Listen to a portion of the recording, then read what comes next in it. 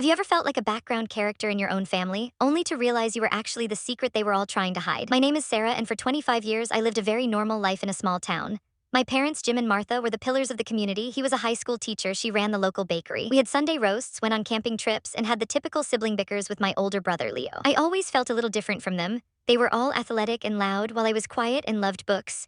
But I just figured I was the artsy one. That was until my brother got engaged last summer, and a single mistake with the guest list pulled the thread that unraveled my entire reality. Leo and his fiancée were over for dinner and they were stressing about the seating chart. My mom stepped away to check on the roast, and her phone, sitting on the counter, buzzed with a notification. It was a text from an unsaved number that said, "Are you really not going to tell her before the wedding? She has a right to know her own sister is getting married." I saw it because I was reaching for the salt and my heart skipped a beat. My sister? I don't have a sister. I'm the only girl. I thought it was a wrong number, but the look of pure, paralyzing terror on my mom's face when she saw me looking at the screen told me everything I needed to know. She didn't grab the phone. She dropped the serving spoon and walked out of the room without a word. I spent the next 3 days in a fog, watching my parents whisper in the kitchen. Finally, I couldn't take it anymore. I waited until my dad went to work and confronted my mom. I asked her point blank, "Who is the sister the text was talking about?" She sat me down at the kitchen table, her hands shaking, and told me a story that felt like a movie, but it was my life. It turns out my parents weren't just high school sweethearts. When they were 19, they had a daughter. But they were young, broke, and my grandfather, a very religious, strict man, forced them to give her up for adoption to save the family name. They did it, moved 3 towns over, and started a new life.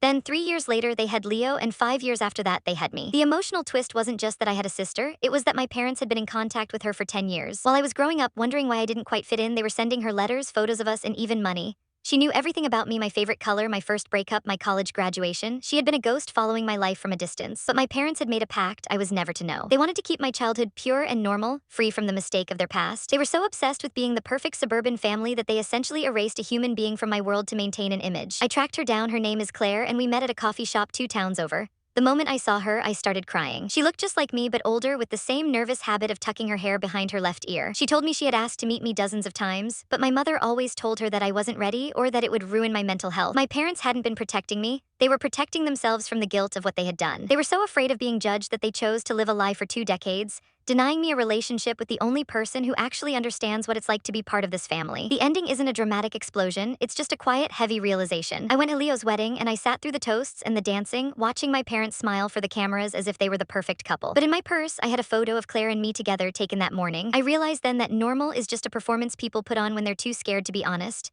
Today, I talk to Claire every single day. My relationship with my parents is polite but hollow. They still haven't apologized for the lie, and I've realized that I don't need them to. I spent 25 years looking for where I belonged, only to find out that the piece I was missing was someone they tried to make me forget.